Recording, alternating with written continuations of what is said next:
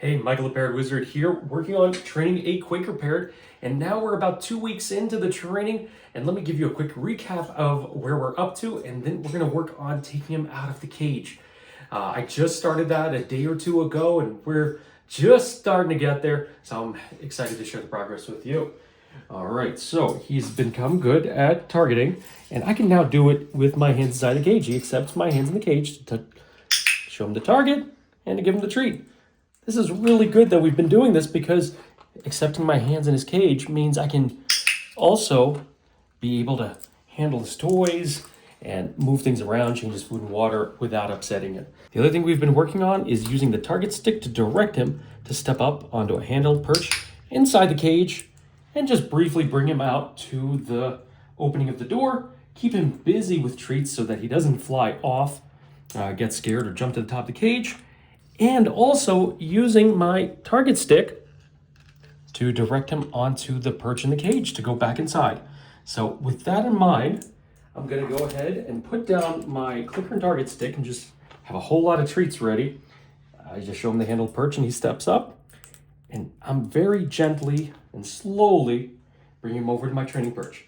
Now I'm doing this slowly so he doesn't fly off and so he doesn't get nervous, because if he gets nervous, he can start flying away or go to the top of his cage, where if he ends up there, he becomes very unruly. He loses all interest in treats. It's very hard to get him to do anything. So as long as I keep his attention on the treats and put him back in the cage before anything bad happens, we're gonna have a very successful time coming out. Oh, that went great.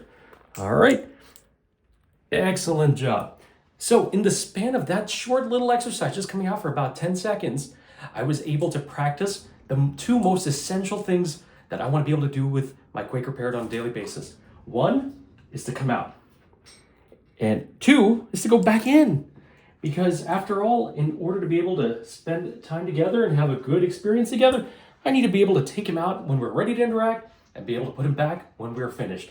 So we start practicing both of those skills right from the beginning in an equal amount by coming in and out of the cage. And when I take him over to the training perch, I keep his attention solely on the treats. I lure him onto the training perch. I have a whole lot of treats here. I let him just stay on the training perch and nibble, nibble, nibble. And before he loses interest in the training perch or the treats, I put him back before he can fly away and get into some kind of trouble, get hurt, or get scared. That's going great. I'm running out of treats, so I'm going to have him come back on my handheld perch. Keep giving him treats to keep him busy so he doesn't fly off. Very good. And give him a treat to go back in the cage. And that was a very successful training session and 2-week update working with the Quaker Parrot. We have done so much in the 2 weeks he was here. We got him used to being in his cage and in his enclosure. We got him used to his toys and perches and the layout, how to get about.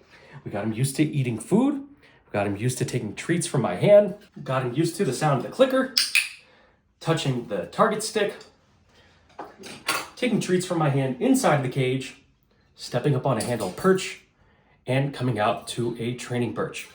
I can't trust him out for a long time just yet, because as soon as he gets bored, scared, or impatient, he does start flying around the room. He hasn't quite learned where to land, so he could bump into things or get hurt, or if he ends up on top of the cage, then he loses all interest in treats and does not want to be cooperative. So in order for that not to happen, and in order not to be the bad guy chasing after him or catching him to put him away, I keep my out-of-cage outing with him in this early time very, very short.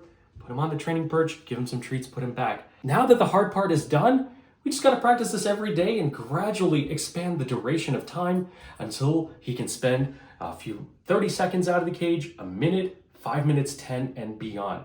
I practice these exercises with him out of the cage quite briefly for a very short time so that he can do it right and ace it. I want him to get an A+ every time. Maybe if I make a mistake or he makes a mistake or I'm not quite as lucky, maybe it'll be an A or a B+. But we're not trying to go for D behavior. So by keeping each interaction and each time out of the cage short, it ensures that there's much less opportunity to make a mistake. That means he's earning treats the whole time, he's having a good time, he feels safe, and I'm not chasing him around to put him away. Without resorting to clipping the bird's wings, this is the way to befriend and make comfortable any parrot taking them out of the cage, whether they are clipped or flighted or just very nervous, this is a way to gradually get them used to being out of the cage.